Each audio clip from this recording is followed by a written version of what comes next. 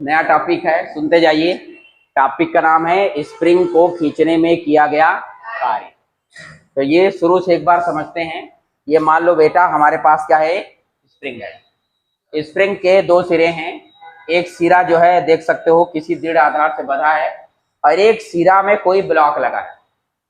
अभी ये स्प्रिंग सामान्य अवस्था में रखा है, नॉर्मल पोजीशन में रखा है। इसका मतलब इसमें कोई विस्थापन नहीं है, यानी खिंचाव नहीं। इसको कहते हैं इक्विलिब्रियम पोजीशन, इंग्लिश में कहते हैं क्या बोलो, इक्विलिब्रियम।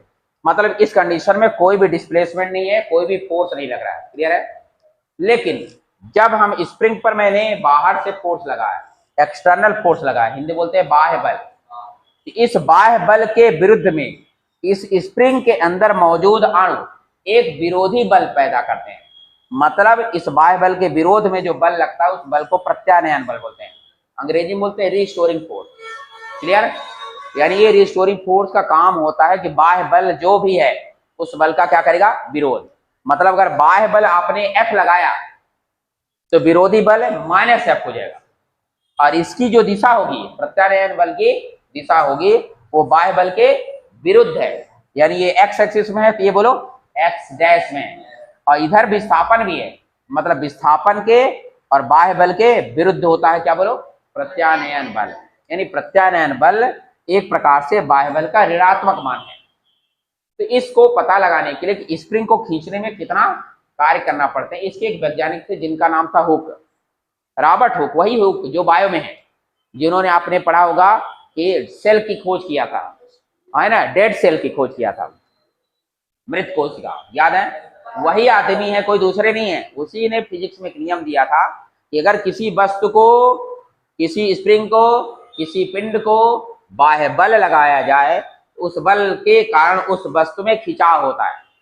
और वो खिंचाव की तरह होता है जितना बल लगाओगे, यानी बाह्य बल आरोपित बल खिंचाव के अनुक्रमानुपाती होता है। वैसे नॉर्मल आप हाथ में स्प्रिंग लो और खींचोगे, बल लगाओगे, मतलब तो वो वस्तु क्या होगी, खिंचा होगी, और एक सीमा तक खिंचा होगी जहां तक वो टूटे नहीं समझे।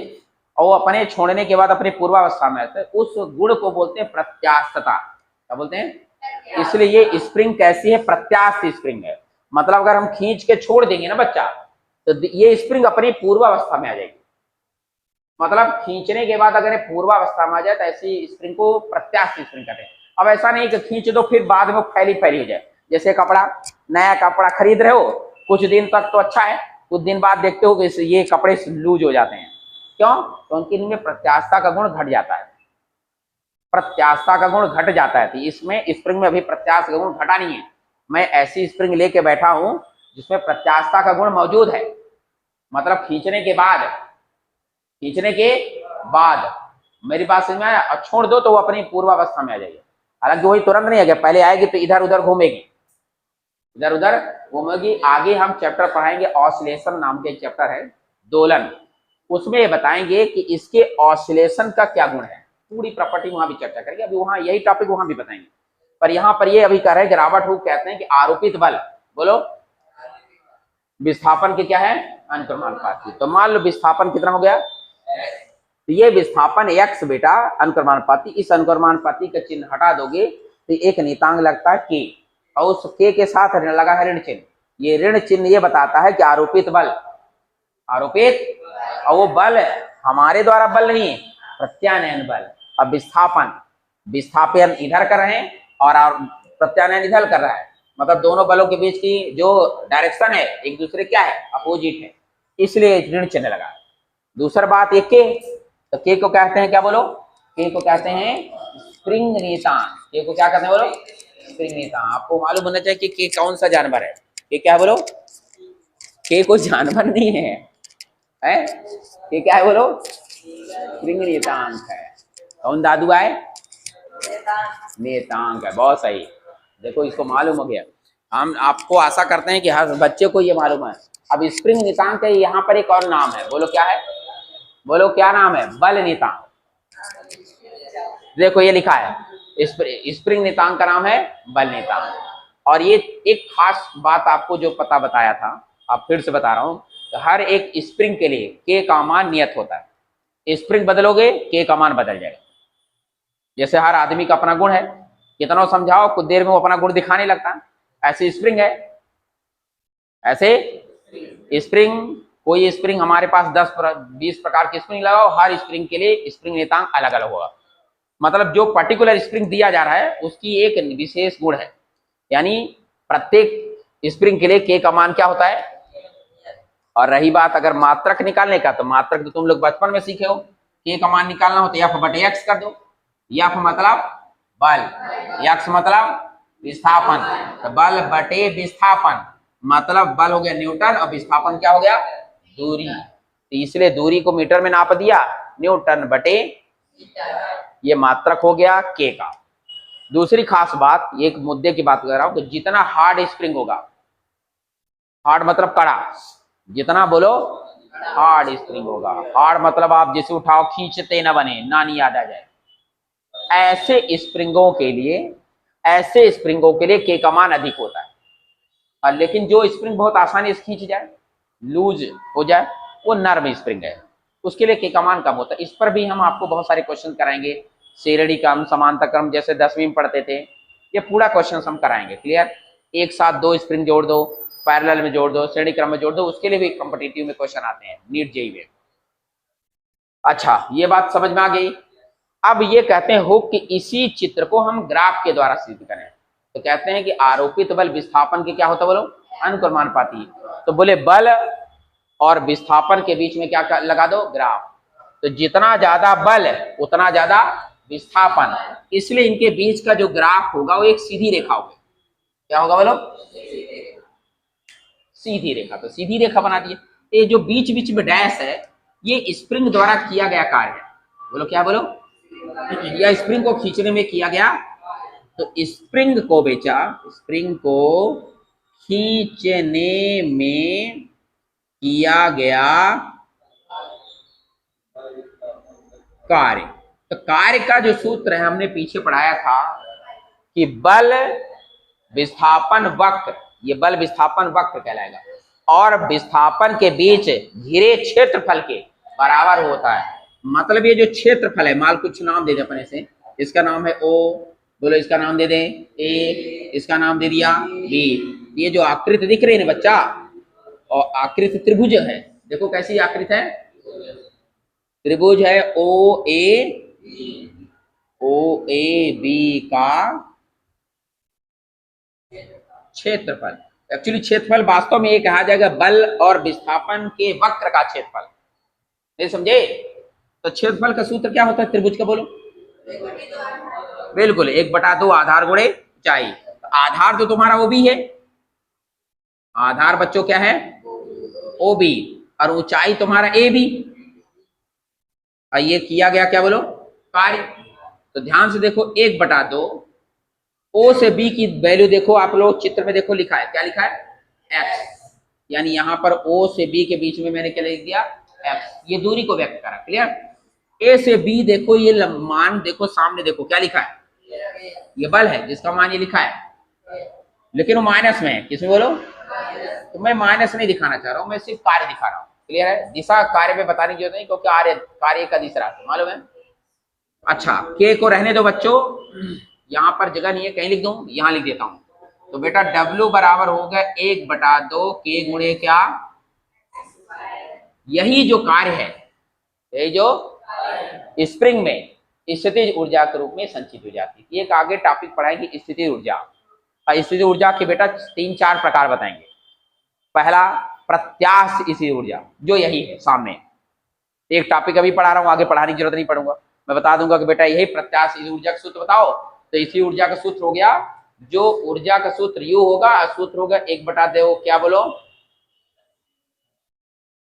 एक पढ़ेंगे गुरुत्वीय स्थितिज ऊर्जा, उसको हम आगे पढ़ाएंगे, सुनते जाइएगा। हालांकि उसका मान होता है U बराबर mgh, आगे पढ़ाएंगे। क्लियर है। तीसरा बेटा होता है इसमें एक और, इलेक्ट्रोस्टैटिक पोटेंशियल एनर्जी, मतलब स्थिर वैद्युत स्थितिज ऊर्जा, जिसका जो मान है इस साल 11वीं में नहीं, 12वीं में, उसका एक लंबा डेरिवेशन चैप्टर 3 में पढ़ेंगे। तो मतलब 3 स्थितिज ऊर्जा है, तीनों को हम लोगों को पढ़ाना पड़ेगा, पर 2 स्थितिज ऊर्जा 11th में और एक, बोलो, कहानी समझ में आ गया। एक स्थितिज ऊर्जा ये सामने बता दी इस बहाने, और एक आगे भी पढ़ाएंगे। क्लियर बच्चा। तो कोई डाउट है क्या आप लोगों को? चलिए इसको लिख लीजिए और इस पर हो जाए एक छोटा सा न्यूमेरिकल क्वेश्चन। बन गया बेटा, लिखो जल्दी करो।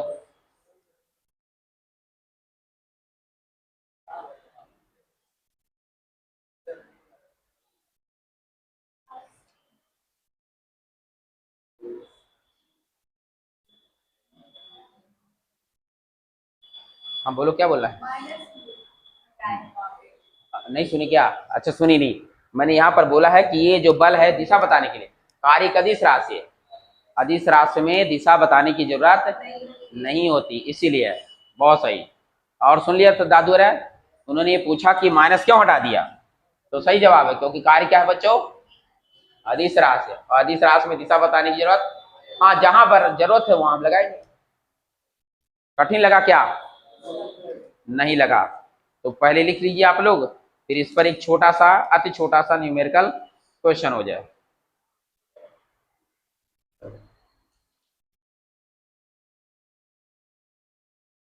तो आप लोगों के सूत्र सबको याद हो गया होगा, है ना? दो बातें जरूर याद रख लेना कि के का मात्रक न्यूटन प्रति मीटर है, स्प्रिंग नहीं, एक मिनट सुनो, बोलो नहीं। दूसरी बात, के का जो मान है, बोलो, अगर हार्ड है कोई स्प्रिंग कट मतलब कठोर है, तो उसके लिए याद रखना के का मान अधिक होगा, सॉफ्ट है तो के का मान क्या होगा? कमजोर होगा। अच्छा चलिए, इसके बाद एक छोटा सा न्यूमेरिकल क्वेश्चन हो जाए। लिखो, प्रश्न लिखो।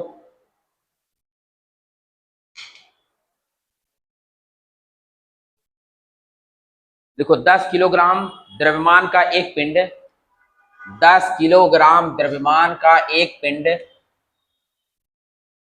10 किलोग्राम द्रव्यमान का एक पिंड 2 मीटर पर सेकंड के वेग से गति करता हुआ, 2 मीटर पर सेकंड के वेग से गति करता हुआ, 2 मीटर पर सेकंड के वेग से गति करता हुआ 4 गुणे 10 घात 5, 4 गुणे 10 की घात 5 न्यूटन प्रति मीटर, न्यूटन प्रति मीटर बल नियतांक वाली स्प्रिंग से, बल नियतांक वाली स्प्रिंग से टकराकर, बल नियतांक वाली स्प्रिंग से टकराकर, बल नियतांक वाली स्प्रिंग से टकराकर उसे दबा देती है, उसे दबा देती है।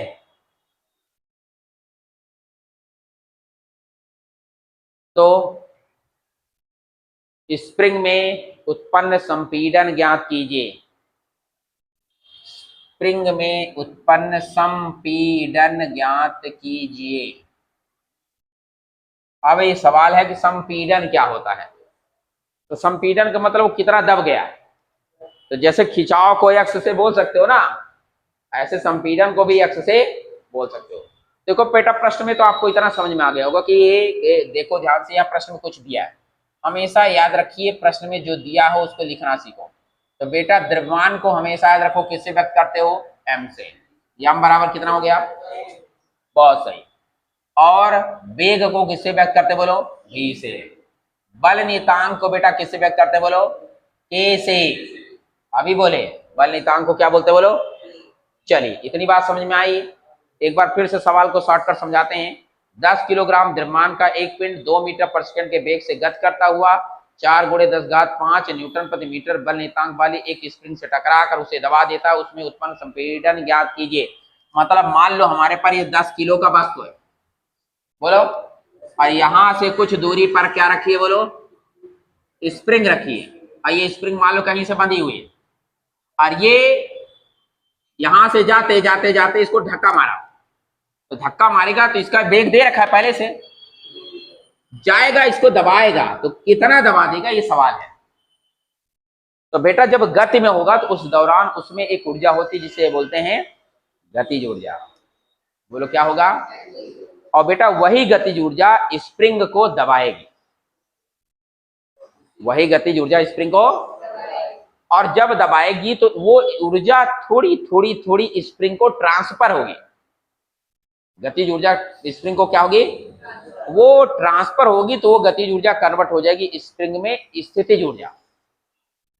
स्प्रिंग में बोलो, तो जब तक वो पूरी ऊर्जा ट्रांसफर नहीं हो जाएगी तब तक वो दबता जाएगा।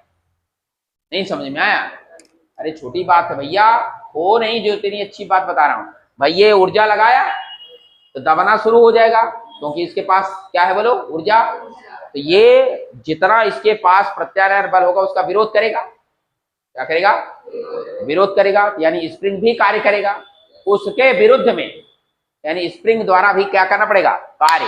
और उस ऊर्जा को कहते हैं क्या बोलो, स्प्रिंग की स्थितिज ऊर्जा। और वो ऊर्जा उस बाह्य ऊर्जा को विरोध करेगी। एक ऐसी अवस्था है कि दोनों ऊर्जा बराबर हो जाएंगी, मतलब वो स्प्रिंग द्वारा बोलो गतिज ऊर्जा, तो स्प्रिंग द्वारा नहीं, बस द्वारा दी गई गतिज ऊर्जा स्प्रिंग के बोलो स्थितिज ऊर्जा के बराबर हो जाएगी। यानी उस कंडीशन को बोलते हैं बेटा साम्यावस्था। क्या बोलते हैं? साम्यावस्था में कौन सी ऊर्जा किसके बराबर हो जाएगी? गतिज ऊर्जा। किसकी गतिज ऊर्जा? वस्तु की। वस्तु की गतिज ऊर्जा किसके बराबर होगी? स्प्रिंग में स्थितिज ऊर्जा। स्प्रिंग में क्या बच्चों? स्थितिज ऊर्जा। मेरी बात समझ में आया? ये ऊर्जा पूरा पूरा इसमें खर्चा हो जा रही है। और स्थितिज ऊर्जा, गतिज ऊर्जा का सूत्र आप लोगों ने बचपन में पढ़ा होगा, क्या होता है? 1/2 mv²। और रही बात स्प्रिंग में स्थितिज ऊर्जा का सूत्र 1/2 अभी लिखा है। नहीं समझ में आया? अब जो कटे काट दो और जो बचे बोलो उतार लो। काटते उतारते तो बन ही जाएगा, ये नहीं बनेगा। तो मैं इसको मिटा दूं, क्या क्या कट जाएगा बोलो? 1/2 से 1/2। और ये x विस्थापन है, ये x क्या बोलो, जिसको हम यहाँ पर नाम दिए हैं संपीड़न। x² है mv²/k। अगर स्क्वायर हटाओगे तो इधर क्या लग जाएगा? अब m का मान प्रश्न में दे रखा है, बोलो कितना? 10। v का मान देखो दिया है 2, स्क्वायर लगा दो। और k का मान बोलो कितना? 4 × 10 कितना? 5। बहुत सही, बहुत सही। इतनी समझ में आ गई बात? ये 10 है, एक 10 को क्या कर दो? काट दो। 10⁵ का मतलब है कि 10 से 10 का गुणा 5 बार। एक काट दोगे तो कितना बचेगा बोलो? 4। चलो बहुत सही, इतना तो जानते हो। अंडर रूट का नियम आपने पढ़ा होगा कि 2 का स्क्वायर है इसलिए बाहर आ जाएगा। 4 का अंडर रूट बचपन में पढ़े होगे 2 होता है, ऐसे होता है। और 10⁴ का अंडर रूट होता है 10⁵2। नहीं समझे? 2 से 2 क्या हो जाएगा? ये ऊपर जाएगा तो 10 कितना हो जाएगा? मीटर। या 10⁻2 मीटर का मतलब होता है कितना? 1 सेंटीमीटर। नहीं समझे? मतलब 10⁻2 मीटर का मान कितना है? मतलब ये स्प्रिंग पे ये वस्तु जा करके 1 सेंटीमीटर संपीड़ित कर देगी। आई थिंक समझ गए? तो बन जाएगा। लगाओ इसको, तुरंत लगाओ, आप लोग बड़े बच्चों जैसे लगाओ। चलो सवाल नंबर दूसरा। ये दूसरे सवाल में ये ग्राफ दिया है सामने, ये ग्राफ दिया है। बल जो है ये तुम्हारा y एक्सिस में है और x एक्सिस में तुम्हारा क्या है बोलो? संपीड़न। और संपीड़न का मान देखो 10⁻2 मीटर में दिया है और ये बल का मान न्यूटन में दिया है। ये 20 न्यूटन का बल है, ये 40 न्यूटन। ये सीधी रेखा है। ये मान लो 0.1 है और ये मान लो 0.2 मीटर है। इस ग्राफ पर संबंधित हम सवाल लिखवाते हैं। लिखो सवाल, जल्दी करो। लिखो, चित्र में एक स्प्रिंग के लिए बल संपीड़न ग्राफ प्रदर्शित है, गणना कीजिए। पहला नंबर स्प्रिंग का बल नियतांक।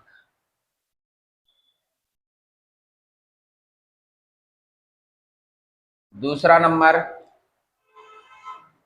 0.2 × 10⁻2 मीटर, 0.2 × 10⁻2 मीटर संपीड़न में संपीड़न में स्प्रिंग की स्थितिज ऊर्जा में वृद्धि। स्प्रिंग की स्थितिज ऊर्जा में वृद्धि। ये दूसरी चीज, यदि स्प्रिंग को एक गतिशील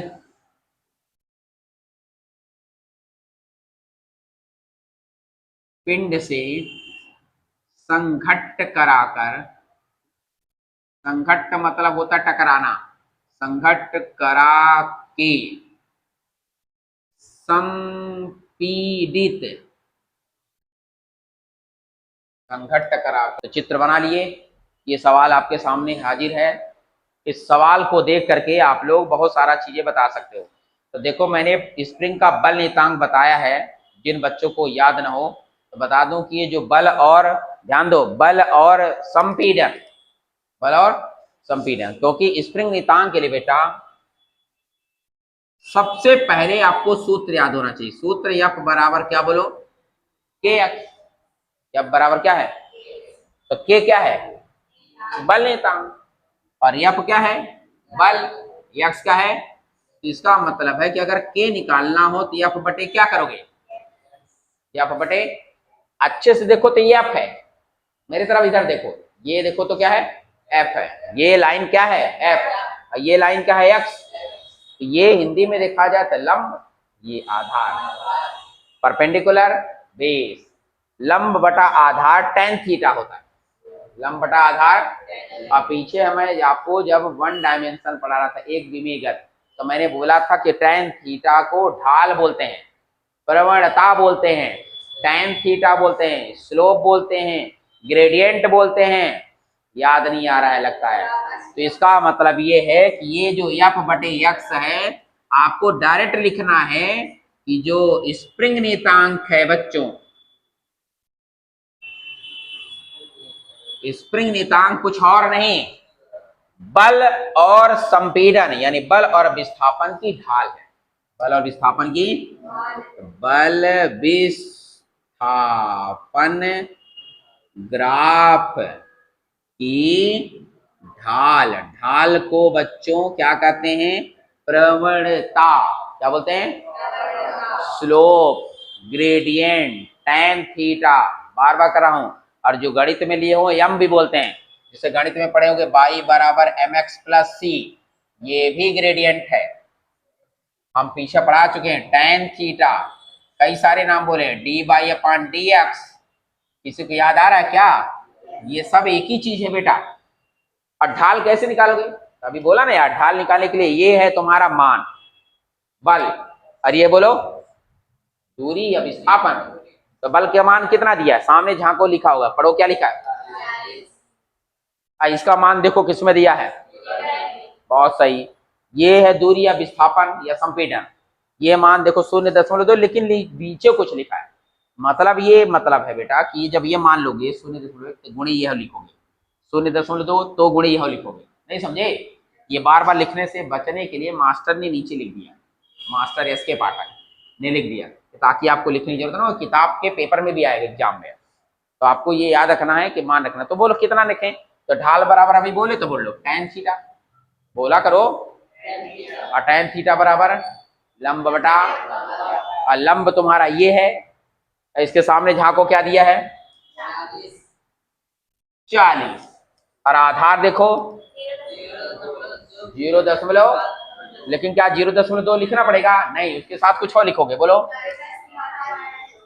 10 की घात -2, ये -2 बेटा ऊपर जाएगा, और ये दशमलव लगा है तो 10 घात ऋण 3 हो जाएगा, क्या हो जाएगा 10 घात ऋण 3, ऊपर जाएगा तो 40 गुणे 10 घात धन 3 हो जाएगा, और बटे में तुम्हारा 2 का भाग देते मत जाएगा, 2 दूनी 4, 20, ये शून्य इसको दे दो, बहुत सही बहुत सही। तो 2 गुणे 10 घात, अच्छा इसका मात्रक बताइए आप लोग, न्यूटन पर मीटर, न्यूटन पर। बहुत सही। तो ये मात्रक भी आप लोगों से बन गया, तो यानी पहले सवाल का जवाब बन गया। और ध्यान दो, जितने भी बच्चे हो आंसर लिखोगे, गणित में पढ़े होगे, बचपन में मास्टर पढ़ाते हैं आंसर आने के बाद आंसर लिखना चाहिए, नहीं तो नंबर काट लेंगे। तो नंबर कटवाना ना हो तो ये सब लिखो, पहला लिख लो फिर दूसरा बताते हैं। अब आज कभी जब भी ग्राफ वगैरह दे और तुमसे क्या पूछ ले, बोलो बल ने काम क्या स्प्रिंग ने, तुरंत माइंड में लगाओगे, बोलो बल विस्थापन ग्राफ की क्या ढाल, याद रखोगे सीधा सीधा। और जिनको ना याद हो तो ढाल का तरीका मैंने बोला tan थीटा, क्या बोलो D by upon D x. आपको तरीका है, ये हो गया लंब, ये हो गया आधा। अच्छा तुम कह सकते हो सर यहाँ भी लगा सकते हैं, तो क्या यहाँ नहीं लगा सकते? लगा सकते हैं, यह तो लंब है।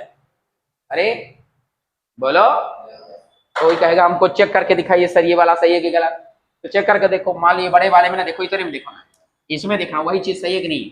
तो बोलो ये जो के है, बोलो ये इतना इतना लंब लो, अगर इसके सामने देखो लंब कितना है, आधार देखो 0.0 गुणे 10 घात, नहीं आ रहा इसमें, ये 10 घात ऋण 1 हो जाएगा, 10 घात ऋण 3, इसका मतलब सीधा सीधा 10 घात ऋण 3 ऊपर गया तो 3, ये वही चीज लिखा है, नहीं लिखा क्या? तो मतलब हम चाहे इससे निकाले चाहे इससे निकाले बराबर आएगा, बराबर मिलाए बन जाएगा। चलो इतनी बात समझ में आ गई, ये पहला समझ में आ गया। चलो दूसरे पे धावा बोलते हैं।